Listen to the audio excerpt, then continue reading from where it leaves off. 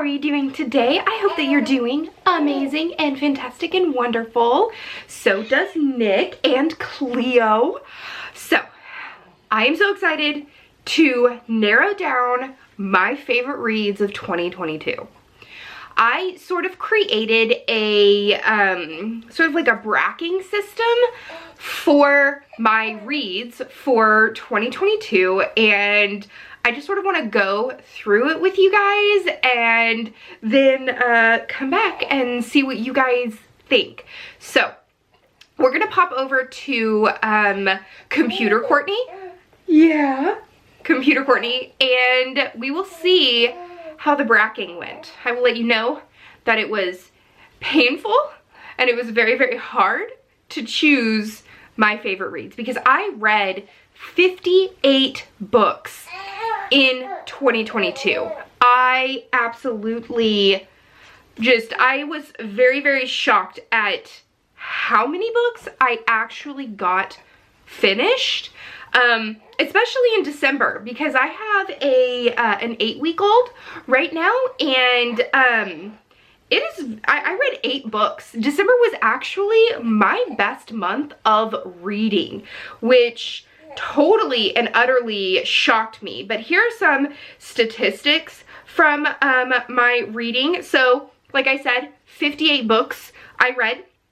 That was 16,990 pages.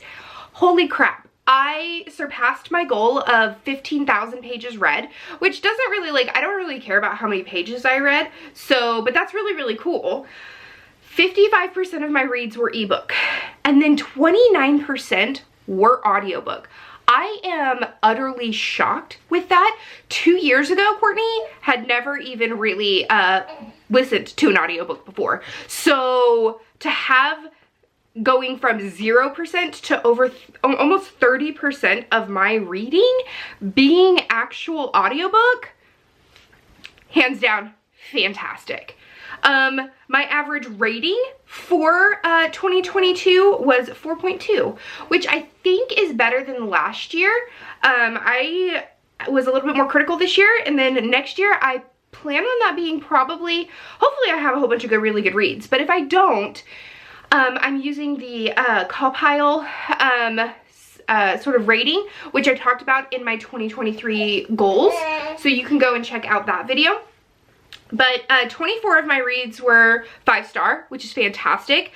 15 were 4-star, and then 19 were 1 to 3-star reads. Actually, I don't think I gave anybody a 1-star, so I think that's only 2 to 3 reads. 69% of my books were backlisted, which I think is really, really good. I really want to make sure that I'm not just focusing on new releases, but that I'm also focusing on past reads. This is how I binge read series as well. Yeah. 31% were new releases or advanced reader copies that I was graciously accepted for on NetGalley or sent to me by the author or something like that. And then I thought that this was interesting. My most read publisher was actually Berkeley. I think normally most of my books are from Berkeley or St. Martin's Press or even Kensington. But yeah, I was very surprised. Berkeley was my most read. Now, let's dive into the bracketing system. Hello everyone. Let's do the battle of 2022. So I created sort of this bracket system. I got inspiration from different bracket systems that I've seen other people do. Let me know what you think of it and if I should do it again. So basically what I did was I pit January and February up against each other and picked my favorite reads from that month. Same with March and April, and then they kept going down and down and down until I was able to pick a favorite book of the quarter and then pick the favorite book of the year. So without further ado, let's go. So for January and February, as you can see, my favorite book was The Thursday Murder Club in January, and then Lost Coast Literary by Ellie Alexander.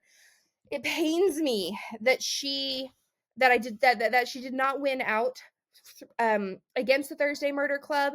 I absolutely loved her newest adventure in self-publishing and having her own publishing house and everything. It's absolutely amazing.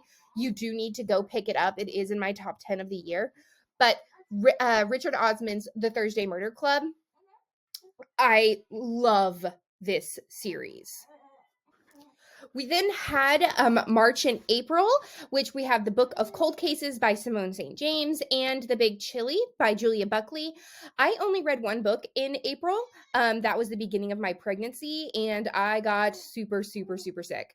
But I absolutely love anything that Julia Buckley writes, and her Writer's Apprentice series is French kiss.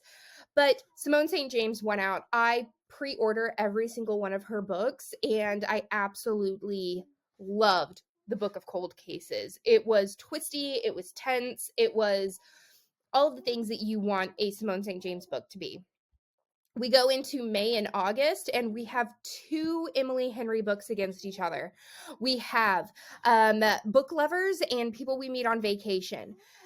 I loved both of these books, to be honest, but I have really big memories with Book Lovers. It was one of my favorite audiobooks to listen to, and I was able to get my little sister to listen to it. I bought her an audio copy, and it was 1,000,000% worth it. The sister relationship in this series is just French kiss. I love it so much. So of course it had to win out. We have Donut Disturb and A Call for Kelp. Donut Disturb, it was absolutely fantastic. I'm not going to tell you who's getting married, but there is a couple getting married. And then A Call for Kelp is the last book in the Seaside Cafe Mystery series. It made me cry, not going to lie, but to see this relationship finally settle through and to know more about one of the characters won over the Seaside Cafe Mystery series. But anything that's on this left side, that is me wholeheartedly recommending it. Like, go and get it. September and December. Okay, listen.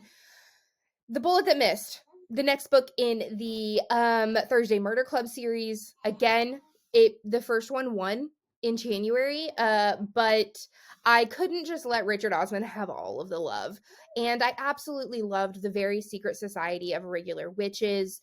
It was wholesome and cozy, and it gave me life. I loved the found family aspect, and the sort of like enemies to lovers as well in here is really, really good. So, of course, and the magical elements, that was super, super cool and something that I hadn't really seen before. And I've read a lot of fantasy magical kind of books. So, love, love, love that. Then we've got Pleading the Fish, which I guess, no, this is the last one in the series. See, the Seaside Cafe Mystery series made it to my tops. I absolutely loved this book, but Killers of a Certain Age just won out. You guys know, my weakness is the older feisty sleuths, and this is all about 4 women who are retiring, and they were assassins. They've been assassins for 40 years, and now someone, the company that they worked for, is now trying to kill them off. Like, why? But it's fantastic, and I love these ladies so much.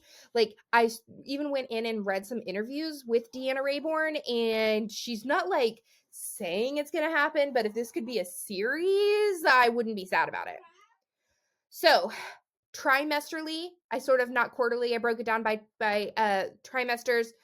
So we've got Richard Osman's The Thursday Murder Club versus The Book of Cold Cases, and Richard Osman, The Thursday Murder Club won. We've got Book Lovers versus Donut Disturb, and I'm sorry, but it had to be Book Lovers. I loved it so much, I couldn't not.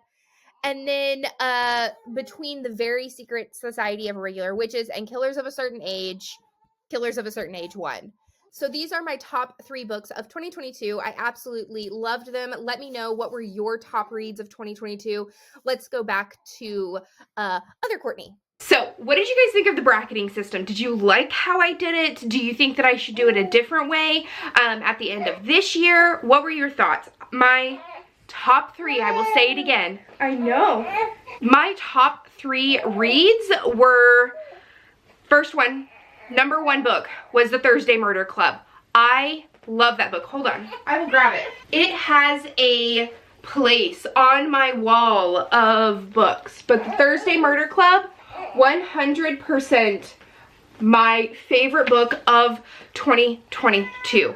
I read all 3 books, and they would have made probably 1, 2, and 3, if I'm being honest.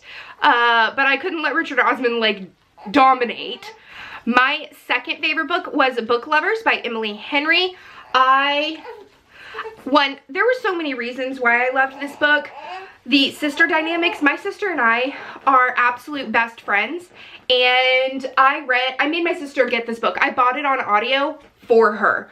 So I loved this book. The romance within this book is absolutely killer and on fire. It is open door romance. I binge read all of Emily Henry's books after I read this one, and she's an auto-buy-author for me now. So loved Book Lovers. And then the third book was probably one of my last reads of 2022, and that's Killers of a Certain Age. I don't have it physically right now because I let my friend borrow it, but I love it. Seriously, 66% of my top 3. 2 out of 3 of my books were feisty, older sleuths, and you guys know I'm writing a cozy with my feisty older sleuths, so I absolutely loved it. Let me know what was your top read for 2022.